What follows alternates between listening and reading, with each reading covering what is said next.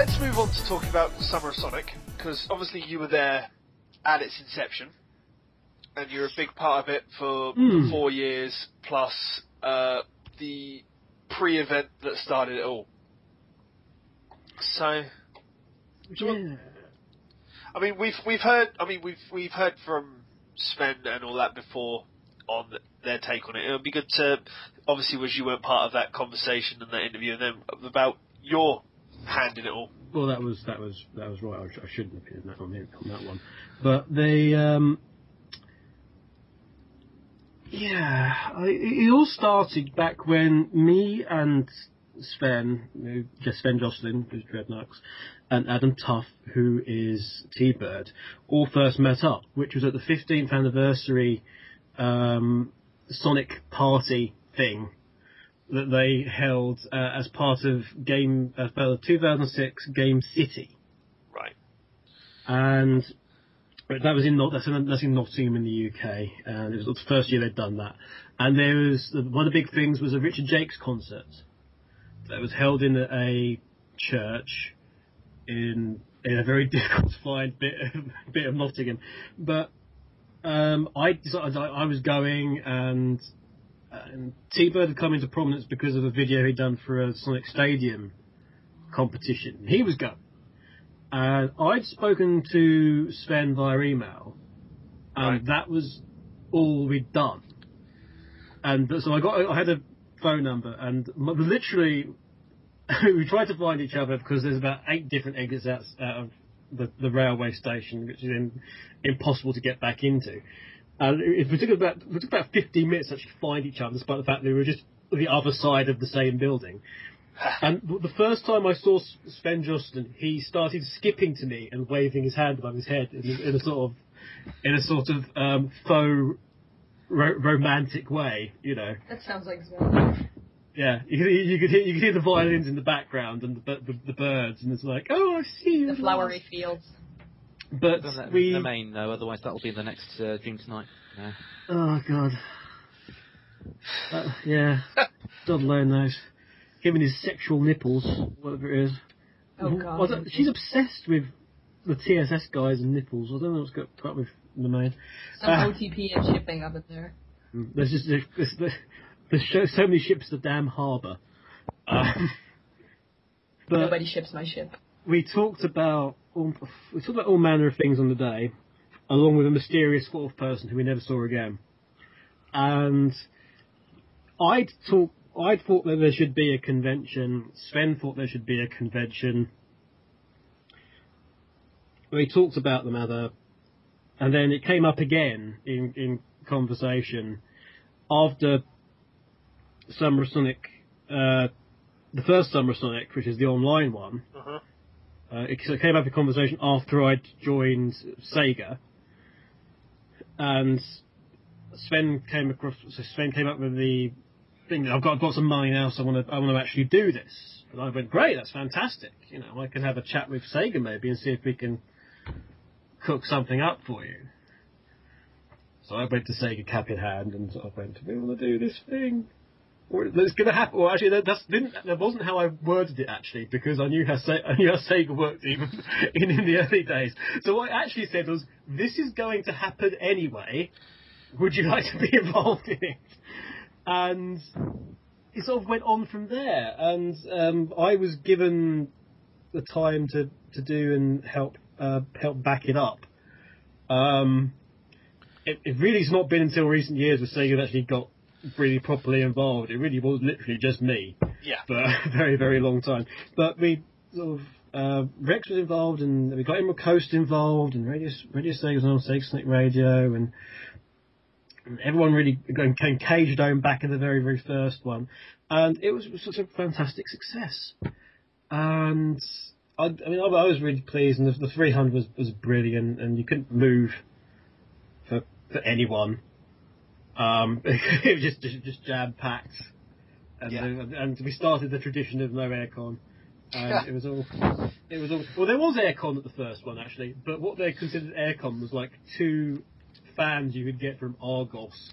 It was like bolted to the door, and we had to like plead with the guy to turn them on. even. Oh, Despite the fact that despite the fact there was sweat coming off his back, he refused to turn them on. As you do. But yeah, so he just started that way. I mean, I remember doing for the first one and then doing the sight wall.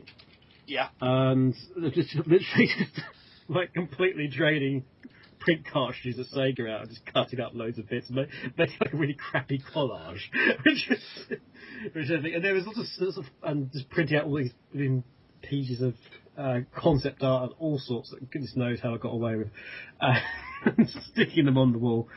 And yeah, but I managed to drum up some money, and we supported it good. Yeah, so obviously, I don't know, because Sophia obviously hasn't been able to go to one, sadly. Yeah. Yay. Blake did 2 years of staffing, didn't you, Blake? I did 09, 10, and I think 11 as well. Yeah, you did 11 because that was my first one. I was helping out. Yeah. Because you got the shirt. I don't know. You went staffing 09? I think I was. I thought it was only because I thought it was 10 and 11 because 11 you had the B shirt. I know I was there for 10 and 11. I'm not sure about 9. I'm pretty certain you weren't there for 9. Echo was yes, there he for was. 9. No, he was there for 9. He was on the door with Josh and John. Josh and He Phil. was in door duty for like 2 years. I remember that. Yeah. I remember that because they were all wearing Hawaiian shirts, I believe, except for Jay. He's too serious. He didn't get the memo, clearly. Clearly. No, I didn't get any memos. It'll get lost in the mail. They were lost in the bottle that Phil tried to send. Yeah. But, no, it's good. I mean, you're obviously a part of it for 4 years. 8, 9, 10, yeah, 4 years. Yeah, so 4 out of 5. Did you have a personal favourite that was better, that you preferred working on for like a particular year? This is really the bad question to ask me, because as I said to as people who have worked with it know, is that I was probably the guy who got the least enjoyment out of Summer of Sonic, in terms of anything, because it was a very, very difficult situation with Sega and balancing it out, and there was a lot of pressures with that, and I was personally under quite a lot of pressure to get it to work. So it was, 2011 was the only one I was actually happy after. Right. So I think from a spectacle point of view, I think 2011 was, for 2011 or 2010, the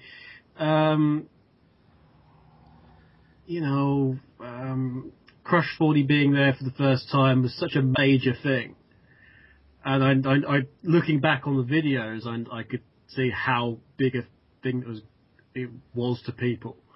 Unfortunately, I was shutting the entire show down at the time, so I didn't see it. But yeah, there was, I'd say one of those two, maybe 2010, because that was probably from a personal preference. 2011 was the first time I could actually say afterwards that I was actually just properly happy with being there. 2010 was, I think, the first one that I could stand up afterwards for it. I had this unfortunate tendency to work myself into near death-like states when so much that came around. Yeah. Well, you've survived. Yes, I almost didn't. But you did, and I think that's the main point to take away. Yes, indeed. There's one. I'll tell you one story from that. And it was after the 2010 one, and I was suffering from all manner of things, and I was officially dehydrated, and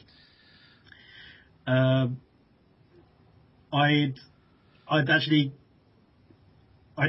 blacked out. Right. And I was sort of across a chair in the middle of the thing afterwards, with sort of Jim sort of looking the stage, going, "Is you all right?" And Sven was exhausted, and Sven was sort of lying next to me like that on this side. We were both sort of lying dead over, and Elson, Darkseid, wanders over and starts taking photos of them. And that, not understanding that A, I was completely unconscious, and B, Sven couldn't move. But he thought it was a fantastic time to take photos. Echo Hawk nearly kicked his ass, but yeah, the enjoying part was always working with everyone else. I do remember 2010 fondly as like one of my personal favourites because that's the one where I really got to know everybody. And I mean, I actually know you lot because I actually bought you lot all a round of drinks at the bar. So that was the only one I was able to go to. Yeah. That was a major thing. I all of a sudden had lots of drinks incoming. Yeah. So, but I've personally enjoyed them all anyway. So it's good to enjoy them. I mean, I know you're taking a step back, which I know for your personal thing. I mean, you were there this year anyway, and I mean, you were seeing how it was getting on. Yeah. So, that was more to see. At least, don't get me wrong, people. I love Summer of Sonic, and it's because I love it so much that I really had to see this year that everything was fine. Because I took the decision to stay away. I left Sega, and I kind of properly worked with the organisation and stuff still for free because I wanted to make sure that they knew how to do the lead-in properly. But I left Sega, so it kind of felt odd working with Sega after that, and so I needed to take a bit of a step away. Plus, like I say, it had a history of not doing me any good, Summer of Sonic, so it was the right call. But I actually said in 2010 that we'd move away. That would sort of take a bit of a step away. right. There was this whole thing about it coming across. People seem to think that even though there's lots of other people involved, it was all a TSS thing. Yeah. Which was unfortunate, and it wasn't something that it was a thing that TSS made that went out of their way to try and to rectify this. But there was a big bit of a thing, and people. I think the team, not just me, got quite annoyed by it. Yeah, I think quite a few of them did. There has been, in fact, quite a big point in the last couple of years of making sure that everybody got proper credit, or at least that's the intention that's been headed out there. But anyway, that was SOS. It's glad to get your viewpoint on that because you were as big as point as everybody else. I'm glad that it's going really strongly. Sega are properly on board with it and seem to. Well, they've got a PR company involved in there, haven't they? Yes, Indigo Pearl, who are proper people, so that means that they're putting proper money and attention behind it, which is fantastic. Indeed. Yay. John, were you at this year's one? Yeah, I've been to the past two. What have your takes been on it? As obviously you could say for the last 2 years, like as someone from the outside, not someone that's been part of the event, so you can give people your opinion as a viewer. As a viewer, I've really, really enjoyed them. They're really fun. So, just meeting everyone, I guess, just because you're in a place with other fans, you can just kind of talk straight away and there's no awkwardness. So, it's been really fun, and I'm just, putting faces to names, basically. Basically, but that was more this year because I got to meet Kev and a whole bunch of new people, so I kind of got more broad with my horizons, you could say. You broadened it, Yeah. Yeah, no, that's good. I mean, you've enjoyed it, and I suppose from being on the outside, that's always the one thing to actually do. You know? Yep. Yeah. So, it's all good.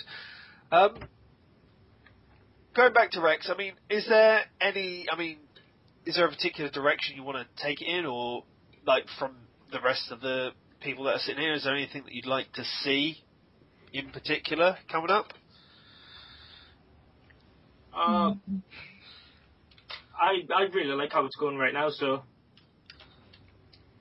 Yeah, I think it's going pretty well. Maybe a bit more comics, but You know, I'm saying that, and I'll probably get like 5 for me to draw, so maybe I shouldn't. Maybe I should keep quiet.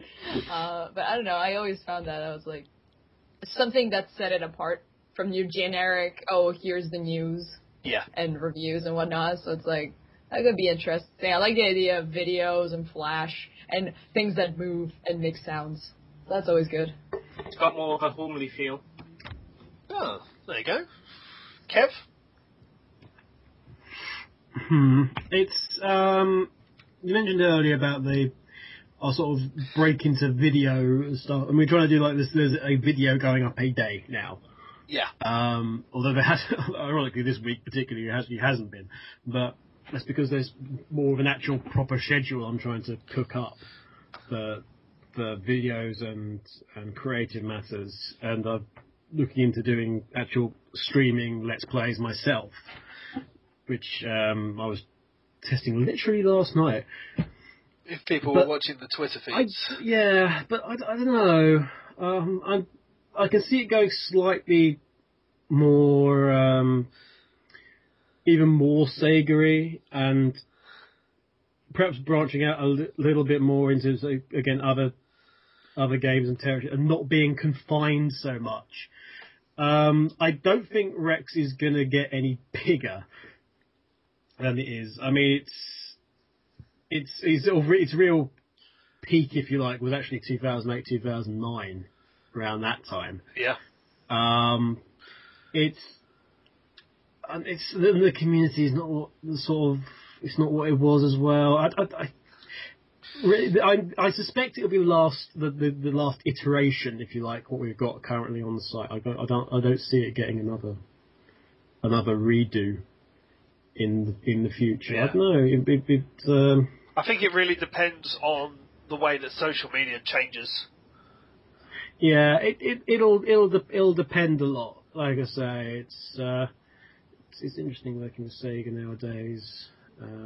From back on the other side of the fence. So I don't know what we'll see in the future from it, or how much of a future it has. It depends how things go. I mean, it's always been the case that Rex has actually down the years done a great amount of really, really good content, and just not the eyeballs have seen it. I don't know. As I'm happy to do it so long as there's enough people interested in it.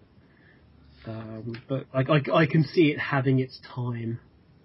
If you see what I mean. No. I know exactly what you mean.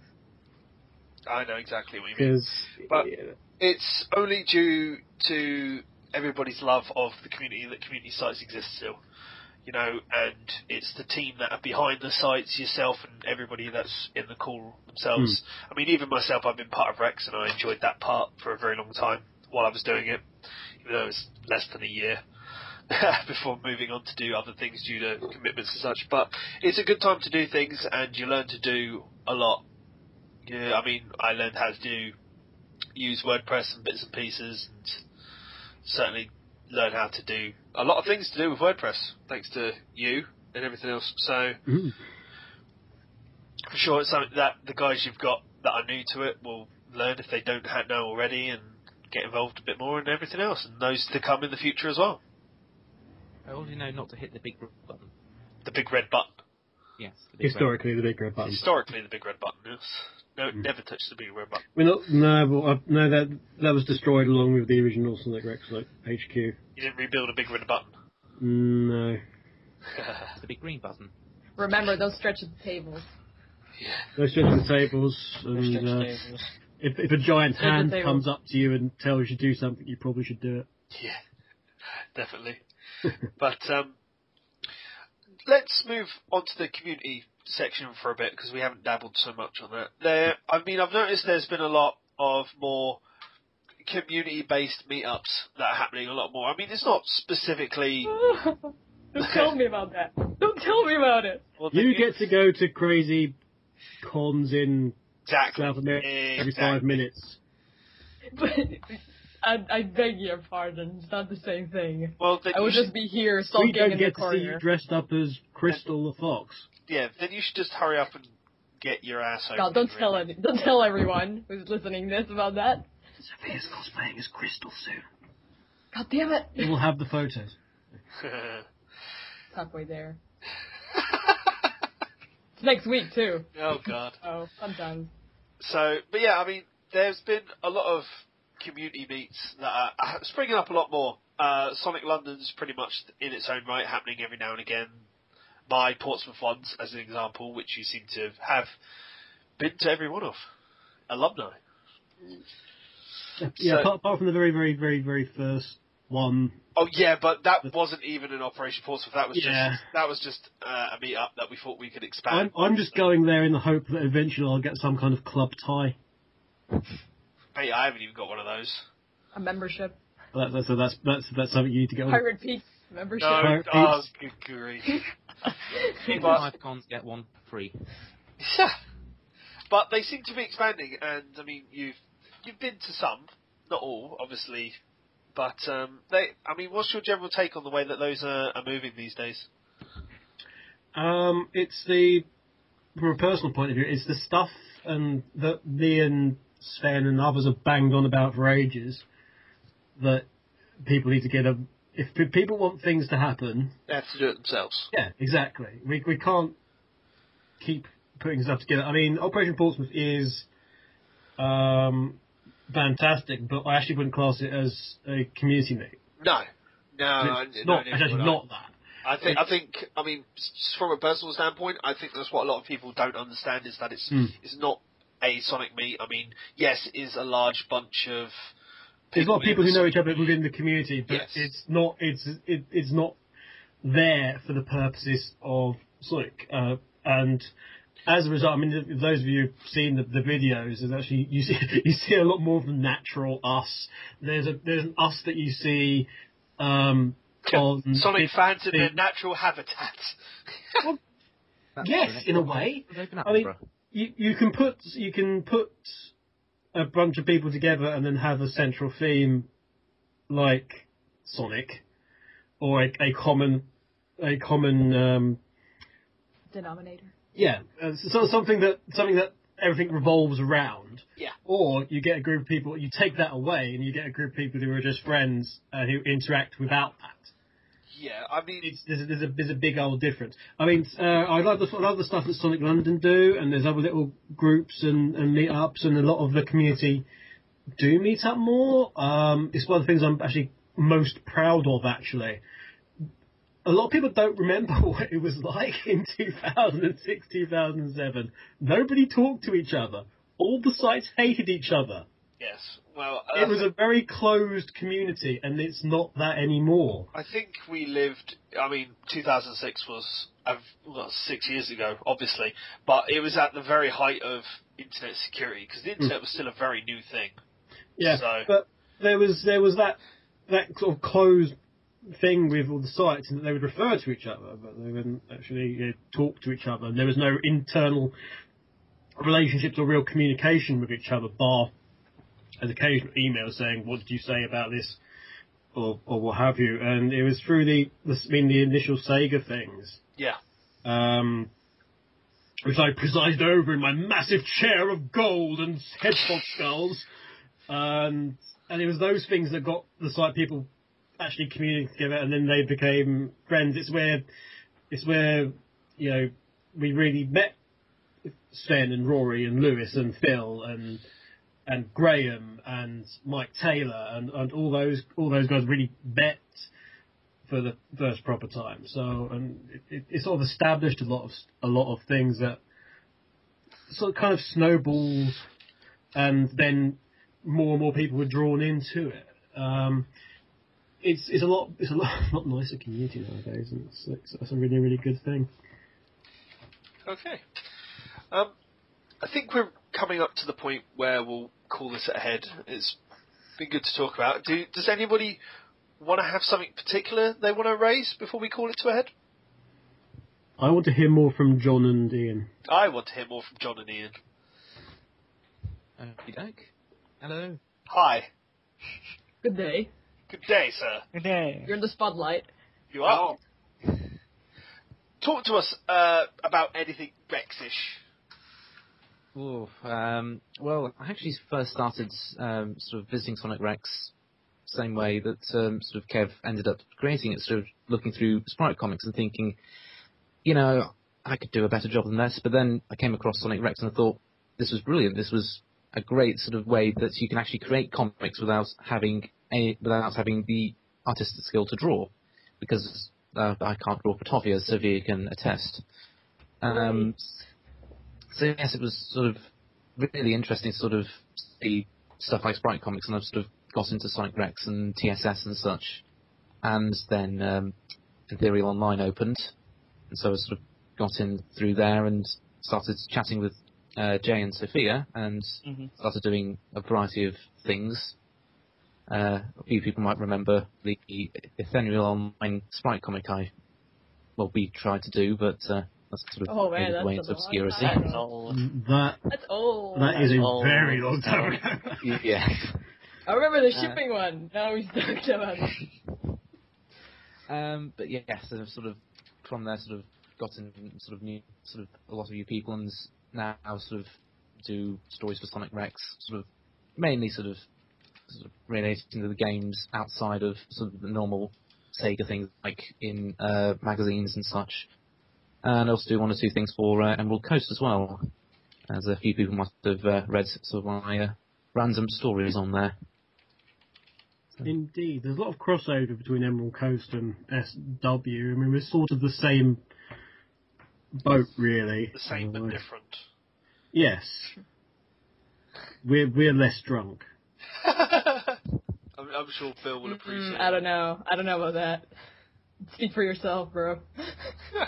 That is true.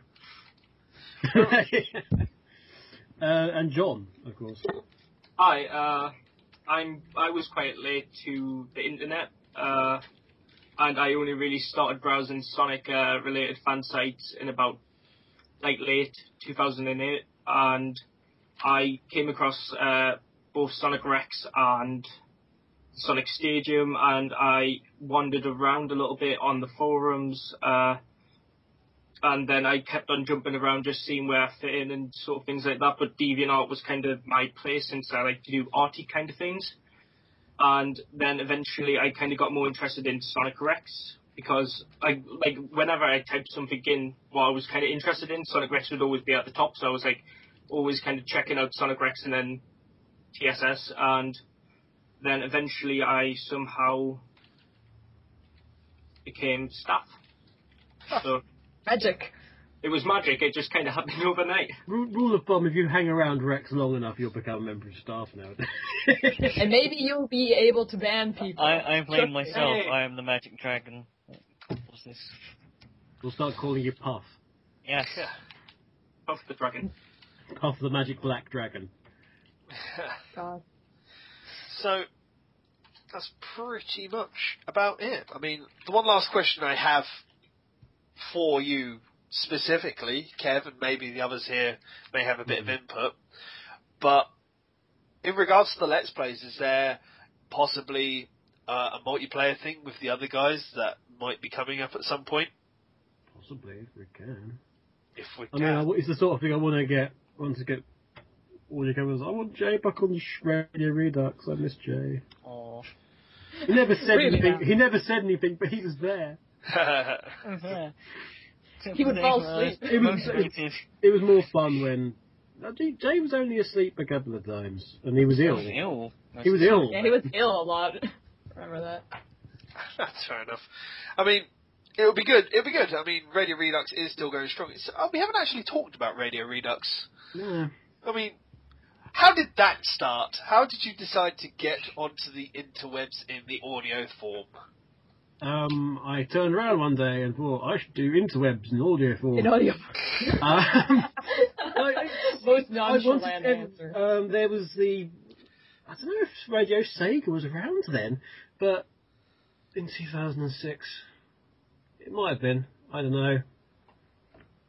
But I wanted to do a radio show, and then iTunes became the monster that it is, and I was the first one to get on there, and Radio X is properly 100% the first Sonic related podcast there ever was. Literally, we were in like the first because they were busy changing out the categories. We were like in the first 50 ever video game podcasts. Right. I mean, we were really, really, really, really early.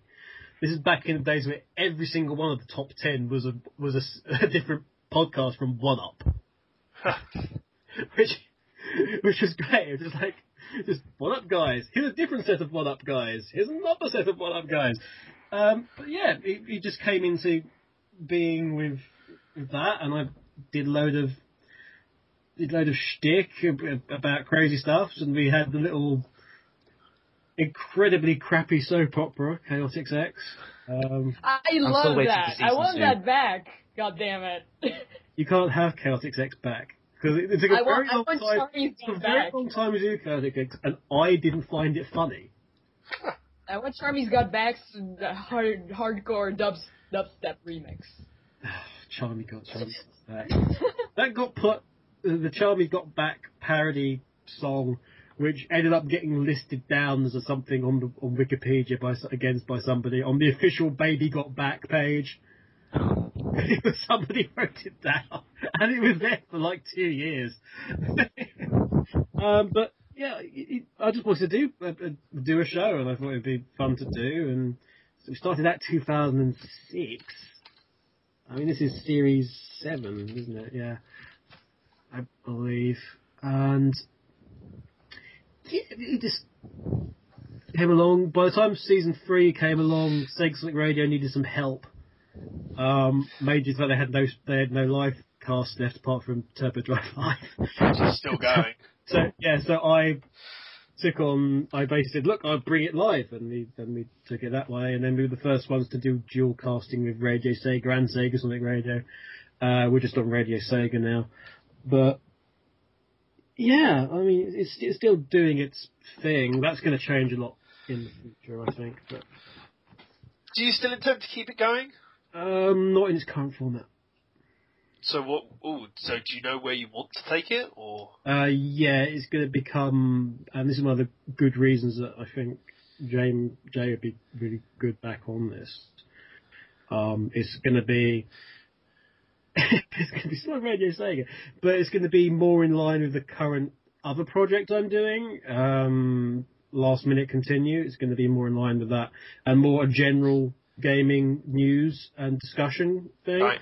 It's because we'll mention Sonic and Sega and talk about those things most certainly, but it's wanted to be more general. Okay. And play more different types of music. There's so many times you can play Crush 40. Crush 40 and that was always my one thing against it. It's like, really? Again? Sort of thing. Escape from the City as well. I get requests to Escape from the City far too much. I live with somebody who is addicted to Escape from the City. And it's the Cash one that they like. Cash. I'm sorry, I've yet to be impressed by anything they do apart from it's silent. It's alright. Everybody's entitled to think what they want. So, it's my opinion, folks. Your opinion is wrong. Your opinion is invalid. Can't feather him. Well, they tried Bring out the pitchforks. Do you know how hard it is for them to get an actual thing of tar nowadays? No. Tar's heavy, man. Yeah. And expensive. Yeah. It takes a long time to prepare. Brilliant. But no, I think we're done. I think we're done for tonight. So a big thank you very much to my 5 guests tonight. They've been absolutely superstars.